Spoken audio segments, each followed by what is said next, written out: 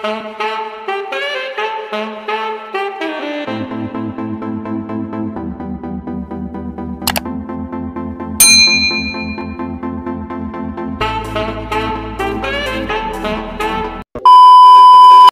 guys, hari ini saya nak kongsikan resepi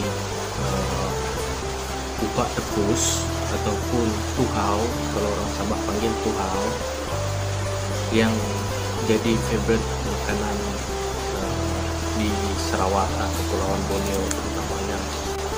Biasa orang makan bunga kantan. Bunga kantan tuh dari ini lah asalnya, dari bumbu kupat tepus. Ada orang panggil umbut tepus, umbut kantan. Inilah dia batangnya tadi. Jadi dalam proses nih, kita untuk ambil dia punya umbut, kita mesti buka lah batang ini.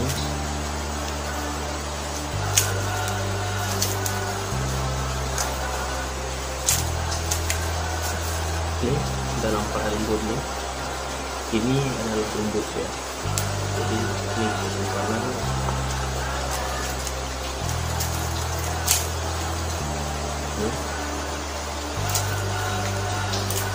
jadi ini yang saya kupas tadi ya.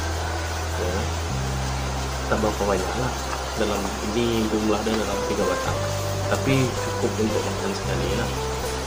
Oke, dalam proses dia ni nak ambil umbutnya ini ada proses lagi. Oke, supaya kalau kita patahkan biasanya dia akan tumbuh. Ada tali-talinya tadi ya. Biasa kita akan tarik ini, kita buang, lepas itu patahkan lagi, ambil talinya, buang. Kalau kita tak buat macam ini, nanti masa kita tutup dia, dia punya tali-tali umbutnya ni akan mengacau masa proses kita menutup dia nanti. Oke, selepas kita dah patah-patahkan umbut ni tadi, ini umbut ni, lepas tu buang dia punya tali-tali masa kita patahkan macam yang saya buat tadi. Nah, ini lah umbut ya, yang banyak dia ni 3 batang sebenarnya. Lepas tu bahan-bahan dia masa kita mau tutup dia nanti buat dia ini jadi hancur. Lepas tu bahan-bahan sampingan dia lah, resipi dia. Ini gula, okay. Ini gula, ini ajinomoto, ini garam sedikit, tak banyak lah. Ini belacan, ini cili. Okay, ini kita tutup lah, tutup macam biasa. Macam kita tutup bawah tu, tapi pastikan dia hancur, tak apa hancur pun okey dah.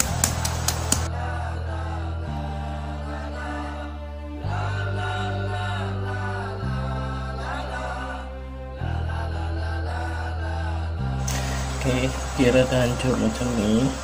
Okey, dah cukup dah, tak hancur dah. Itu kita ambil belacan,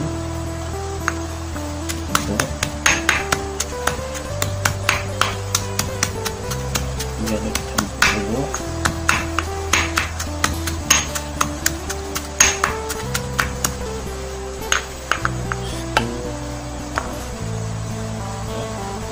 Masukkan gula, garam, dan ajinomoto, masukkan. Jadi cili ini dia yang terakhir sekali kita masukkan lagi. Takut jari kita kepedasan masa kita mentutup dia.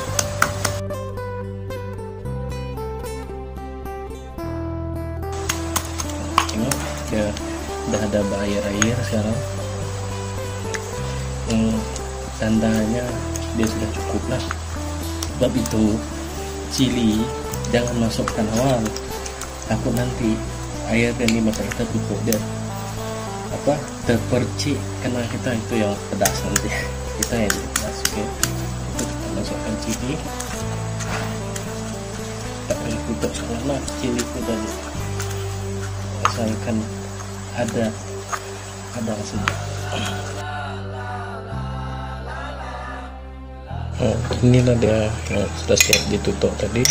Jadi macam ini, tengok cantik, jadi berkilat, ada warna belacan.